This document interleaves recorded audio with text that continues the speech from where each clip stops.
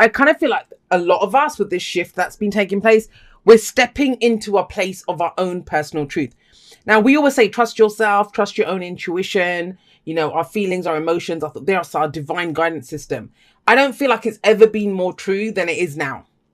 More true than it is now. If you're still waiting on anything external, because that's in the past, right? Pentacles is the physical reality. If you're waiting on anyone else to say, this is it, Scorpio, this is yours, or this is the way to go. And I don't feel like Scorpio is a sign that really does that. But, you know, it's coming through, so I'm going to say it. It's not going to work. It's all coming from what is my truth. The new opportunity comes from you. What do I know? What do I intuit? What's my gut feeling on this? What is my instinct? What's my intuition telling me? And that's kind of opens up opportunities for you. But let's start off here, because that's all well and grand and good, all of that lot. We're still starting off with this as an underlying energy. 5 of Swords, the conflict card. I know people see the 5 of Wands as a conflict card. I see the 5 of Swords as true conflict. 5 of Wands, it's still a challenge, right? And it can be a healthy competition. This is a little bit nastier than that. Now, this can be where we're being called selfish. We think someone else is being selfish. We feel like we've been stabbed in the back in this deck, if you have a look. I always look at him. Look at the way he looks back. And I always wonder, what is he thinking as he looks back? Is he thinking, oh no, I feel so bad that I had to stab her in the back to get what I wanted. I've got what I wanted, but I still regret that I had to stab her in the back. Or is he thinking, screw the bitch, I should have taken those 2 swords as well. Like, you know, what is it that's going through his head? There is a ruthlessness in the 5 of Swords. And that's why the question of the 5 of Swords is always, what are you willing to do to get what you want? Because he was willing to leave 2 swords in her back to get what he wanted. So it's a victory card, but it's an empty victory. That's the true victory. The true victory comes from our own truth, philosophy, ideas, beliefs. But this isn't. This is some kind of conflict. So the questions, I think that it's up for debate right now. I don't feel like this has happened. And whether it's happened in the past or not, that's not the point. As an underlying energy to the rest of this, it feels like this is up for debate. Will I look selfish doing this? Or is this person being selfish doing that? For me, going for this, whatever it costs me, is it worth it? My pride, my whatever. Is it worth it? And only you can answer that. Now, I do feel like it's something going forward. Why? Because of the 7 of Cups. The 7 of Cups is the card of what is a fantasy, what is a dream, what is illusion. And it's figuring out which dreams are worth pursuing and which dreams are not. Now, you have 2 7s coming up here. 7s are always a place of reevaluation. If 4s are where we pause and think, good job, great foundation, what do I do next? That's the pause. 7 of Cups, or the 7s rather, are a place of doing that too. But this is more, I've invested so much time and energy into this, emotions into this, right? That, is it worth it? Is it still true? Is it still a dream that I want to pursue? Does it feel too good to be true now? But have a look at her. I mean, she's flying a bloody dragon over a rainbow that's coming out of a cup. Like, there is nothing at all remotely based in reality here. Now, I want to be clear on this. I feel like some of you need a heavy dose of that. You need a heavy dose of the dreaming, especially with that star card that came up. What's the dream? What is it that you want to achieve? And how do we know if we're at the right place? How do we evaluate? Well, with the 7 of Cups, and each of the 7s has its own lesson of how to evaluate it. The 7 of Cups is telling you, you evaluate it by how it makes you feel. How it makes you feel. Is it a dream worth pursuing because of what it's going to cost you? That's head and the heart, right? That's head and the heart coming up there. So while there isn't really a choice card coming up, there is the implication, there is a decision that needs to be made here. Now we have the Wheel of Fortune coming up at the heart of this. And the heart, the card that comes up at the heart of the reading, that's the focus. That's what everything revolves around. Now, some of you, this is about, do I go back in? Is it time for a second chance, a second shot at this? Doesn't have to be the same person, same job, same situation at all. Do I go try this again? Because the Wheel of Fortune says it's changed. The situation has changed. The circumstances have changed. There are new opportunities available to us now. But it's a chance for us to do it differently. That's why that wheel comes back round again. To say, okay, you went through it once. What did you pick up from that? That's the World card, right? Let's go again. But what are you going to do differently this time? Now, why I feel like there's this heavy dose of, I don't want it like fantasy, but it's the dream, the emotional aspect of it. Why I feel that's coming up is because, look at the 7 of Pentacles. That's in the past. That's the foundation of your reading. So last week, last month, last year, you know how that works. 7 of Pentacles coming up here. when you reevaluated in the past, when you kind of made that decision of, do I keep going with this or do I need to change something up? You did it based on what you saw in front of you, what the returns were based on what you were working on, because pentacles are always the physical reality of what's going on. So this is, you know, the returns. What am I getting back from this? And I always call it the gardener card, right? You've planted the garden, you've been tending to your garden. What is the fruit that you're getting back? Whenever I get someone who asks me, you know, what do I do with this, or any kind of decision that needs to be made, like I said, there's this thing of a decision coming up. This card always says, well, you have enough information right in front of you to make that decision. Some of you might have already done that. Some of you might not have. You know, the writing might have been on the wall here, but you've not acted on it. But you've seen it. Whether it was enough for you, whether it wasn't enough for you. But there is this kind of sense of changing things up, shifting things up, pulling out some new moves. But wondering, is it worth it? Because maybe you didn't get back what you wanted before. Or, you know, even worse. And I say worse because that makes it harder, is if you did get back what you wanted, but you still want something more, that's fine. You know, our dreams can change. The wheel changes. The path changes. Our needs change. Our dreams change. But it kind of feels like either someone will say, Scorpio, you're being selfish. Or they've changed because someone else is being like that. Someone's coming at you with this Five of Swords energy. And it's like, screw this for a laugh. I want something that's more emotionally fulfilling. Now look at your feelings. Look at what's coming up in the present. You have the High Priestess and the Queen of Cups. This is very much about your feelings, right? But your feelings are based on something that you know. I think it's something, it's not based in this. It's not, if someone asks you to explain, Scorpio, what you know right now, what your intuition is telling you, what that gut feeling is, I don't think you could. I don't think you could. You couldn't show them something, or you couldn't base it on anything physical. You just know. And that's good enough. That is good enough. The High Priestess is the keeper of all secrets, the keeper of all knowledge, and yet she's kind of passive. So there is this kind of sense of getting all the information together that you need, but it's all internal. It's all internal, Scorpio. And I'm not doing the whole cliche thing, oh my God, it's Scorpio and they're so complicated and mysterious and deep. You are, but that's not the point here. I'm going by the cards in this. The only physical card when we're physically building something is in the past. And something has changed around that. New opportunity, new chance coming in. And it's not a cagey feeling, but it's that kind of thing of, well, do I really want this? And it may be that you have to do something that other people wouldn't approve of. I don't know if that matters to you. It wouldn't matter to me, but you know, if they would approve of it or not. So with the High Priestess coming up here, she's saying, trust what you know, trust your gut feeling, trust your intuition on this. And I talked about this on Instagram a couple of days ago, where I think it was the GPS card from the Oracle of E, which talks about our intuition. And I get asked that a lot. What's the difference between fear and intuition? Because we have a lot of voices inside of us, right, that speak up. Intuition will always move you forward. Always. It's always you might not like what it says to you. You may know that, look, I have to leave this job or this thing, or I'm going to go for this. It's going to be a bit difficult, but it always moves you forward. Whereas fear is always going to say, you can't do that. You can't do this. It will always try to put you down to keep you safe, try to trap you. Intuition doesn't do that. That's your gut feeling. It's like, I know. But I feel like it feels too kind of fantastical. Like it's too much of a fantasy. It doesn't feel real enough for you to base this on. But in some way, you have the answer from this. You have, like, whatever you were putting time and effort and energy into, what you got back from that's enough for you to go on here. It's led to an epiphany of kinds. It's led to some knowledge of something.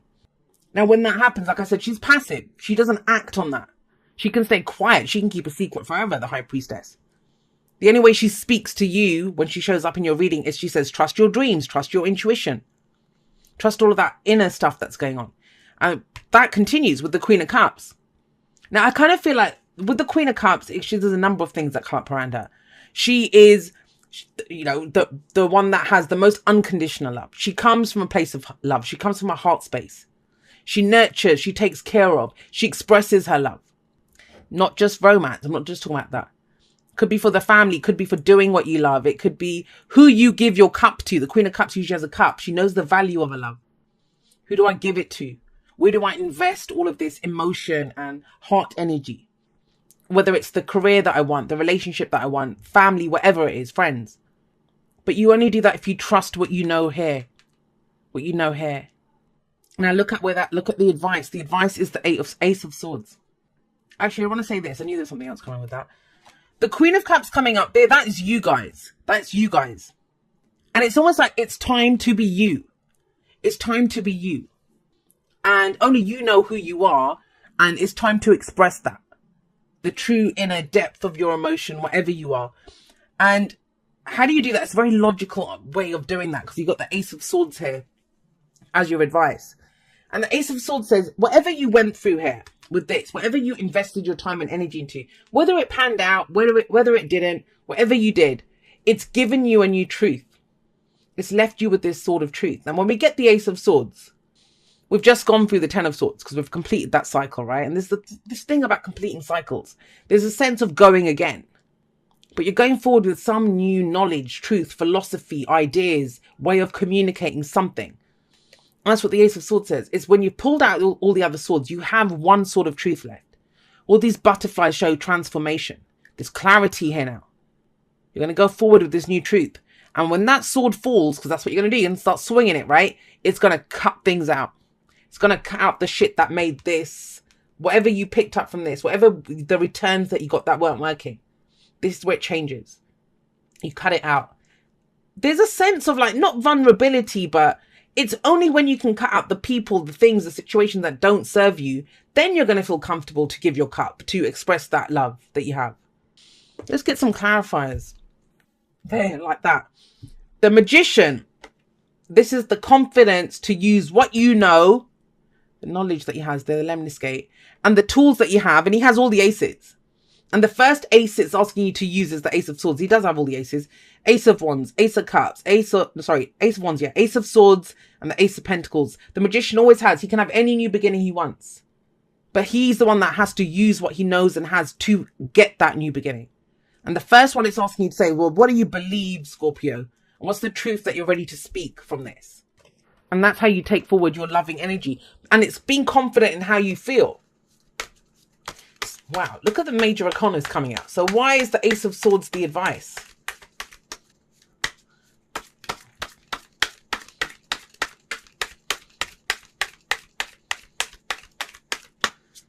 Follow the dream. This feels like a week where you're getting clear on what the dream is. Maybe you've been trying to talk yourself out of it. Maybe you've not figured out what it is. Maybe you've been saying, well, the time's not right to do this just yet. I want to say something else. When these two come up, that is some tricky energy. She naturally will keep stuff hidden. And he's the manipulator. And I don't, in the highest vibration, this is manipulation, like, as in blending things together, like manipulating energy and directing, because this is the card of communication. It's Mercury, right? So whatever's coming in. So if you're angry, it's the best use of that anger. If you're loving, it's the best use of that love. It's directing what you have into where it's going to be the most productive to get you what you want. But it can be tricky, and the lower vibration of the High Priestess and the Magician, it is that kind of trickster. That would be the confidence trickster, that energy. But I'm not really getting that here. It's like using what you have to follow your dream, to go forward with your own truth, to speak your truth clearly. And, you have the Seven of Cups here, look at him. He bloody does not even have, he's not even remotely in touch with what is reality. I always say this about him when he shows up. And I love this Knight of Cups. I think it's my favorite Knight of Cups. He is riding a bloody unicorn with a bloody light on its horn over a rainbow. Like, this guy doesn't know what reality is. But there's a kind of logic behind it. Ace of Swords. It's your truth. It doesn't matter if anyone else gets it. Because you've done the practical. And this is how you know what you know now. And the Knight of Cups, and I kind of get that. Whenever he shows up, sometimes it's directing us to dream the dream. He's the delusional romantic. He's the one that, he's called all sorts of things. That he doesn't have any kind of basis in reality. It doesn't matter. Everything begins with a dream. Everything begins with what we love. And then we express it through the Queen of Cups. And I'm saying love. I don't mean romance. We can love a lot of things. I love what I do. Then you can have what you want. That's when you can start creating. That's when the magic starts to happen with the Magician. But it feels like you're pulling all the pieces together now. And, it's important to know what the dream will be, what it is that you want to go for, right? Consider your foundation. You are being asked to look at how committed you are to love, to what you love, to how you love, whatever it is that you love. Because if we know how committed we are to it, then we're going to go forward. But I just keep getting that with this, that you have the answers. You know something. You know which direction not to go in. You have some information there on what, whatever you do, what you get back for it. So what do you need to change up to go get what you love? To be the, have the relationship, the job, the career, to come from a place of love, of enjoyment, to express from your heart space. Sometimes with that Five of Swords, it can almost be like, I can't say anything because it turns into a fight. Like I've had so many people say that with the Five of Swords. And then that's about this is very much looking at your environment, that if you don't feel safe enough to express what you love, how you love, to pursue what you love, there's something wrong with that environment, right? It's about getting to a place where you feel confident enough to express what it is. Yeah, this is being comfortable in your own skin. That's the Queen of Cups, because that is you guys. So no place like home is, being comfortable in your own skin, knowing that you will always keep yourself safe. That's what the no place like home card is. And what happens with this? What is home? Home is where we're safe, where we're secure. We can be exactly who we are. We can be exactly who we are. We don't have to put on airs and graces. We don't have to do anything. We just are. Now, it says we can do that within ourselves. How? By being authentically who you are. By expressing authentically all the time. And it's not easy, trust me, because I do that. I live my life like that. Authentic. And people don't like it. They don't like it. Unless you're, there's this thing of polite people are nice. Or if you do whatever, it's more important to be polite than it is to be real. I don't agree with that. And that's no place at home. It's like you're only truly safe and secure in who you are when you can express truly who you are. Say the things that you feel. Say what you love. Go for the things that you love. And if people don't like it or they think you're being selfish, that's their problem. I talk about this in the outro a little bit, so be sure to hang around for that. But it is about expressing authentically. That's the only freedom that counts. That's the only freedom that counts. If we're going to, I said it today actually in a post. I said, where does true creativity come from when we're trying to create something? True creativity, it comes from our inspiration and our intuition. It does not come from your audience. If a writer is only focused on what the readers are going to think, they're not going to come up with the true story of what they really want to say. Imagine an actor on a stage, only be like one eye on the audience. What are they doing? He's not going to play the role that he's up there, that he's supposed to be playing. He's going to have one eye on everyone else. Same with readings. If I only did what people wanted, and trust me, people send me requests all the time. Do this, do that. Then I'd stop being the reader that everyone thinks I am. I'd become something else. And that's not true creation. That's not truly expressing what is within you. So it's the confidence to use what you know and what you have. It doesn't matter what the response will be. But we must feel secure within ourselves, comfortable in our own skins to be able to do that. And consider your foundation. You've got a strong foundation. All right. Dear you, there is only one you, and you have a unique place in the universe. Sometimes situations come up that challenge you to be authentic. And that means you have to be fully yourself and let go of being what you think others may want. Now is not the time to conform to other people's standards or expectations. Be proud of who you are and be courageous. Stand tall in your convictions, and the Ace of Swords are your convictions. Being yourself is a powerful statement and will only lead you to success. And ultimately happiness.